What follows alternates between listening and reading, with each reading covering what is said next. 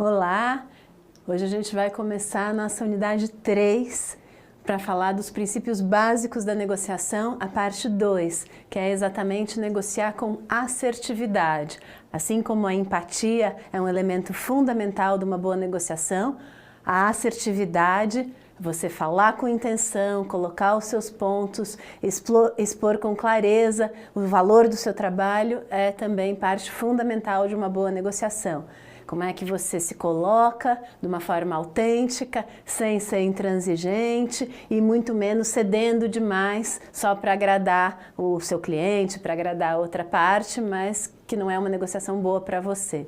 Então, os objetivos dessa unidade é você aprender a se colocar exatamente no seu lugar para poder negociar com mais assertividade, com mais intenção, de uma forma clara e precisa que seja bom para você também. E, além disso, definir critérios, objetivos e procedimentos justos que vão compor essa negociação ganha-ganha, essa negociação mais equilibrada. Nessa unidade, a gente traz uma referência também do William Ury, que é um grande negociador do projeto de negociação de Harvard, da Escola de Direito, que é já um trabalho mais recente dele, depois de muitos e muitos anos de negociação, que ele coloca o elemento, o autoconhecimento, a autoanálise como base fundamental para eu poder negociar melhor com o outro. Então, esse livro que eu indico aqui é o Como Chegar ao Sim com Você Mesmo.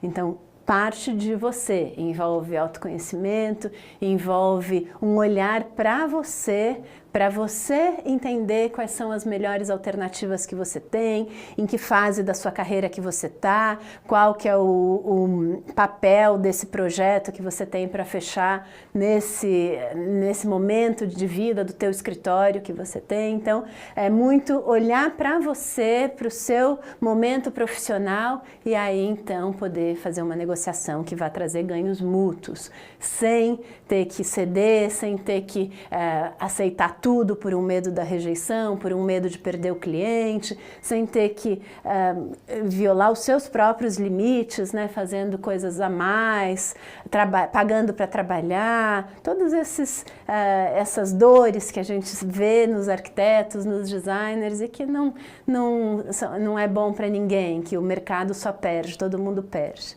Eu gosto de uma citação aqui do William Ury, que eu queria destacar com vocês. O maior obstáculo ao sucesso, porém, pode acabar sendo a nossa melhor oportunidade. Se aprendermos primeiro a nos influenciar, antes de procurar influenciar os outros, seremos mais capazes de satisfazer as nossas necessidades, assim como de atender às necessidades alheias. Em vez de atuarmos como os nossos piores adversários, podemos nos tornar nossos maiores aliados. Esse processo de transformação pessoal de oponente em aliado é o que eu chamo de chegar ao sim com você mesmo. Então essa frase resume bem o que o autor está trazendo com esse livro e por que eu trago esse livro nesse momento aqui do nosso curso, porque é um fator essencial. Então, todo esse processo é um processo também de reconhecer a sua liderança, o seu valor como profissional, e é uma prática, é um processo de transformação mesmo da sua prática profissional, de ressignificação, de estabelecer limites claros e que vai fazer toda a diferença no seu escritório, com certeza. E como chegar ao sim com você mesmo, essa abordagem, do mesmo modo que a gente viu os princípios mais gerais da negociação, como chegar ao sim com o outro, ele vai trazer 6 passos desse método do sim interior, que é o que ele chama do método do sim interior. Então a gente falou na unidade passada que você precisa de empatia para entender o cliente, para entender o fornecedor, para entender a equipe da obra, para entender os diversos atores, as diversas pessoas com quem você se relaciona. Agora, o momento é de você fazer um exercício de autoempatia. Sabe aquela ideia que a gente só dá o que a gente tem? Então, se você não pode oferecer empatia para outra pessoa, se você não está se dando essa empatia para você mesmo, né? Então, fica uma coisa meio capenga, meio manca que não resolve. Então, é você olhar para o seu momento, né? A primeira coisa, coloque-se no seu lugar. Qual o momento da tua carreira? Suspenda as críticas, os julgamentos. A gente sabe que os arquitetos, os designers são profissionais que têm um nível de exigência consigo mesmo altíssimo, são perfeccionistas, são artistas, porque a gente sabe que eles fazem coisas incríveis e maravilhosas, constroem catedrais, mas isso que é uma habilidade, que é uma fortaleza, pode se virar contra você mesmo quando cai no perfeccionismo e quando cai nessa culpa, nessa crítica excessiva de nunca tá bom, de sempre. Então, esse exercício de ouvir você também, parar um pouco, fazer um exercício de presença, de centramento, para entender qual o seu momento agora, qual o lugar que você tem, que você está ocupando agora nesse processo de negociação, por que esse projeto é importante para você, o que ele vai te proporcionar, o que você precisa nesse momento da tua carreira. Então é esse processo de um sim para si mesmo. Primeira coisa, coloque-se no seu lugar. Antes de se colocar no lugar do outro, você tem que se colocar no seu lugar. O que é importante para você? Quais são os seus limites? Até onde que você vai nessa negociação? Até onde que você não vai? Então, estabelecer limites claros para você mesmo. O segundo ponto dessa figura do método sim interior é o que eu falava há pouco sobre sair do jogo da culpa. Por os arquitetos serem muito perfeccionistas, muitas vezes isso acaba criando uma culpa, um culpar excessivamente você mesmo. Né? Então, eu é que não sei negociar, eu é que fiz tudo errado, eu é que não deixei claro, tá? E é sair um pouco desse jogo da culpa, assim como a gente falava na comunicação não violenta, não existem culpados e vítimas, não existe certo e errado, o que existe é que a gente precisa criar um campo de comunicação onde a gente se encontre, onde a gente crie mais conexão para resolver os problemas que fomos chamados para resolver. Então, esse segundo ponto, saia do jogo da culpa e desenvolva a sua BATNA interior. BATNA é uma sigla em inglês que quer dizer qual a sua melhor alternativa sem acordo. Pensa, sabe quando a gente faz aqueles exercícios do pior que pode acontecer? Pensa no que pode acontecer e traduzindo, né, para o português, ela ficou MANA, melhor alternativa a um acordo, né?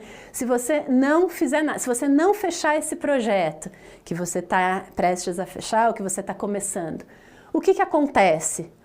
Lista tudo isso. E aí, ao listar ter esse panorama de como você está no momento agora, o que esse projeto significa para o seu escritório, para você, para a sua carreira mesmo profissional, você lista tudo isso e você lista também os custos. Quais os custos econômicos, financeiros e emocionais também desse projeto, né? Qual o custo de ter que negociar com um cliente que não cumpre os acordos, que grita com você o tempo todo, que faz você mudar o projeto a cada semana? Qual o desgaste emocional que você está tendo com isso, o estresse que você está tendo, que às vezes é um custo muito maior do que qualquer remuneração que você possa receber por esse projeto.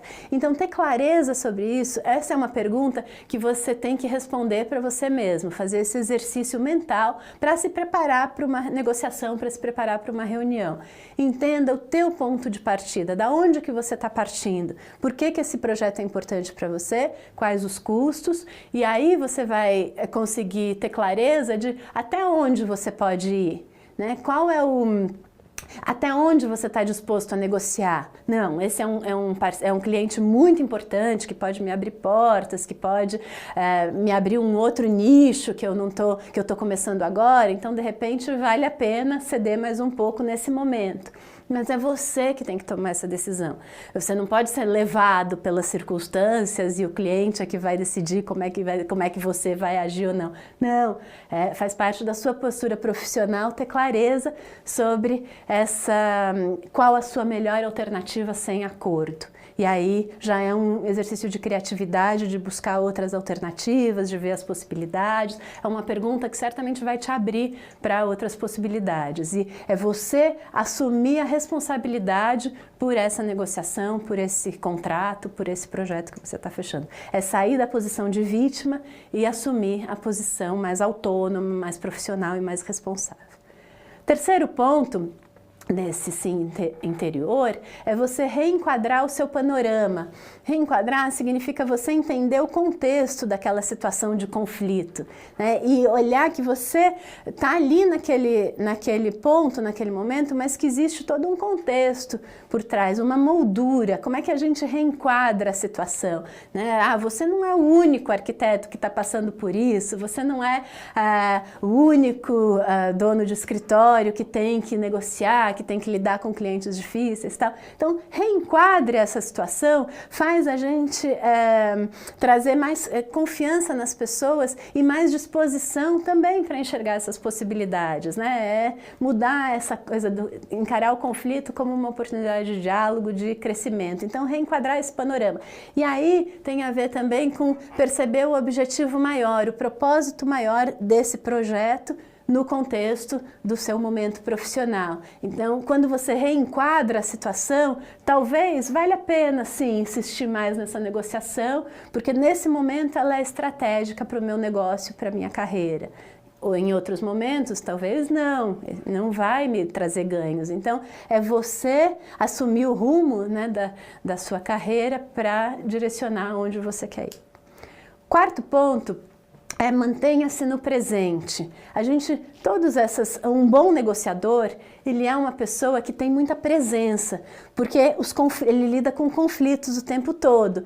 E para lidar com conflitos, todas as pessoas que trabalham com diálogo, eu inclusive, a gente está sempre no meio do conflito. Por mais que o nosso objetivo seja ajudar as pessoas a conviverem melhor, a criar harmonia, a trazer mais harmonia para as relações, nós só somos chamados quando existe uma crise, quando existe um problema na conversa, um problema ali na interação que as pessoas não estão conseguindo resolver. Então, vamos chamar um facilitador de diálogo, vamos chamar alguém que possa nos ajudar nessa situação.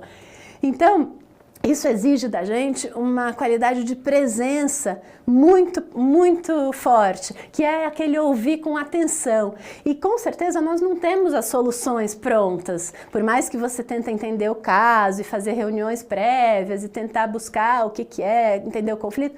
Muitas vezes, exatamente na hora daquela reunião, que aquele conflito está acontecendo, que vai aparecer uma solução diferente. Os nossos problemas atuais, os nossos desafios são muito complexos. Então, não é uma pessoa, um especialista que vai ter a solução. Por isso que a gente precisa sentar junto, por isso que a gente precisa trazer as inteligências das pessoas para acessar o que a gente chama dessa inteligência coletiva, porque ninguém tem a resposta para os desafios complexos que a gente enfrenta. Então, a gente precisa. E tenha sempre uma pergunta que tem a ver com o poder de transformação desse conflito no presente, no momento presente. Sempre com um olhar apreciativo, sempre com um olhar visando a possibilidade, né? O foco sempre se voltando para a solução. Não adianta ficar reclamando como se fosse um muro de lamentações, chegar no seu escritório e contaminar toda a equipe com esse monte de reclamações, que o cliente quer difícil, que é muito difícil, que está tudo ruim, que o arquiteto não é valorizado, que a profissão que o mercado não reconhece e tal. Isso a gente já sabe. A gente precisa criar um outro jeito de fazer as coisas. E aí você vai criando vai mudando o mercado naturalmente. Então a pergunta aqui é: quem pode fazer o que hoje para conduzir esse conflito rumo a uma solução? O foco tem que estar sempre na solução.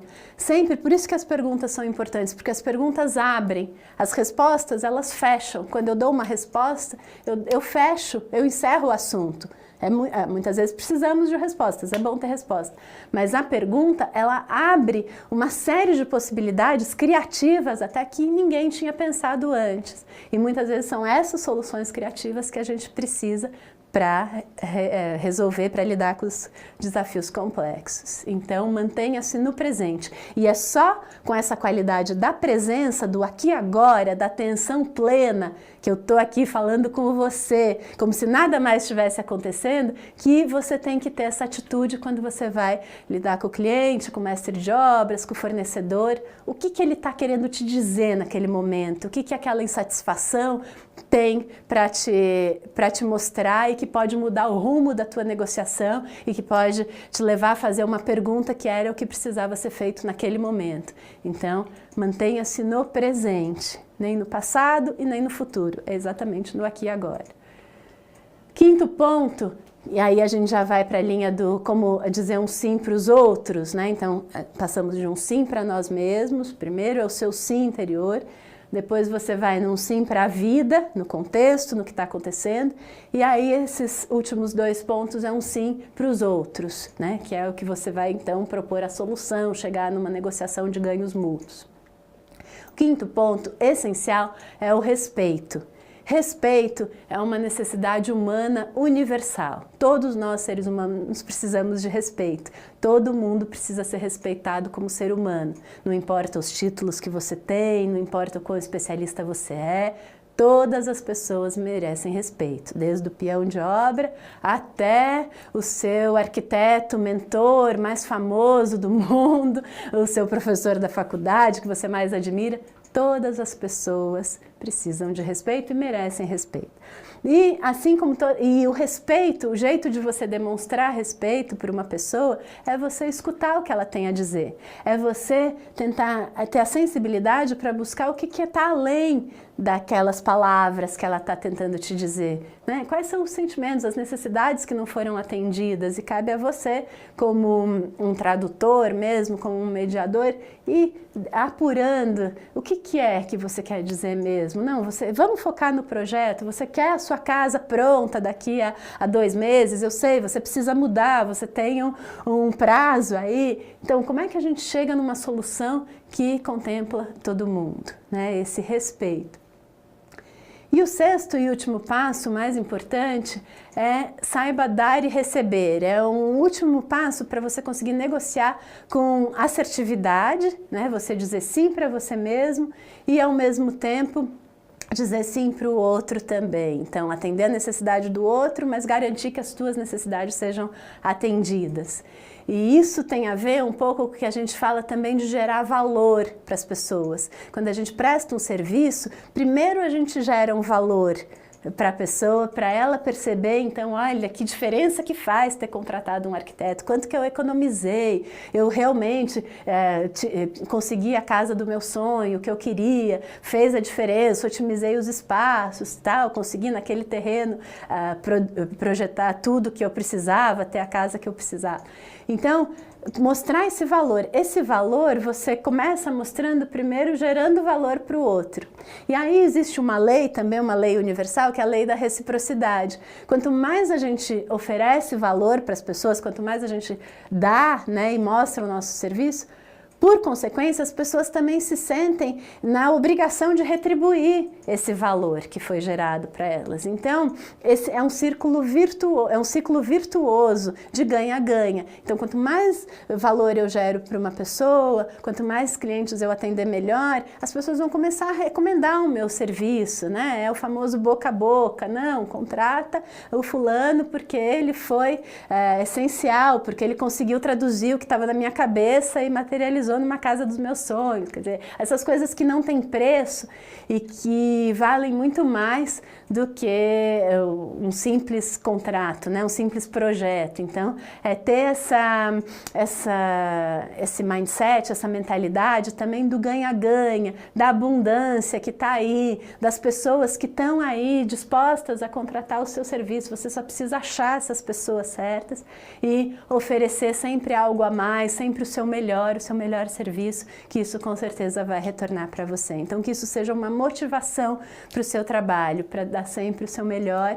E esses 6 passos do método do sim interior, que tem a ver com como chegar ao sim com você mesmo, é a base para você, antes de começar uma negociação, antes de ir para aquela reunião que você já sabe que vai ser mais difícil, mais tumultuada, que vai ser mais desafiadora, você faz essa lição de casa com você mesmo. Percorre esses 6 passos, um a um, analisa um a um, escreve, monta uma folha de papel, né, uma planilha, aí como você achar melhor. Põe tudo isso no papel e tem essa clareza antes de ir para a reunião. Então você vai preparado para a reunião. Você faz a lição de casa com você mesmo antes. Você vai ver que você vai com muito mais assertividade, você vai com muito mais clareza e vai chegar numa negociação que não vai ferir os teus princípios, que não vai ferir o teu trabalho, o seu valor. Então você já vai definir melhor os seus limites, você já vai conseguir explicar melhor como é a sua forma de trabalho e tudo isso é quase como uma educação que você faz com o seu cliente, com o seu fornecedor, com as pessoas que você vai ter que prestar esse serviço. Olha, o meu jeito de trabalhar é assim. E as pessoas vão aceitar, porque está tudo muito claro, está muito bem definido, tudo fica mais conversado, mais explícito e documentado. Então, a chance de você ter um problema lá na frente, na execução do projeto, na execução da obra, é muito menor. Então, quanto mais a gente... E às vezes é um tempo que você acha que você está gastando nesse inicial, nesse planejamento prévio, e, pode até achar, não, isso é uma perda de tempo, eu já vou chegar lá direto, já sei negociar, já vou fazer... Mas que não é, que é um tempo, que é um investimento que você está investindo para não ter problemas futuros, que vai te poupar muita dor de cabeça lá na frente.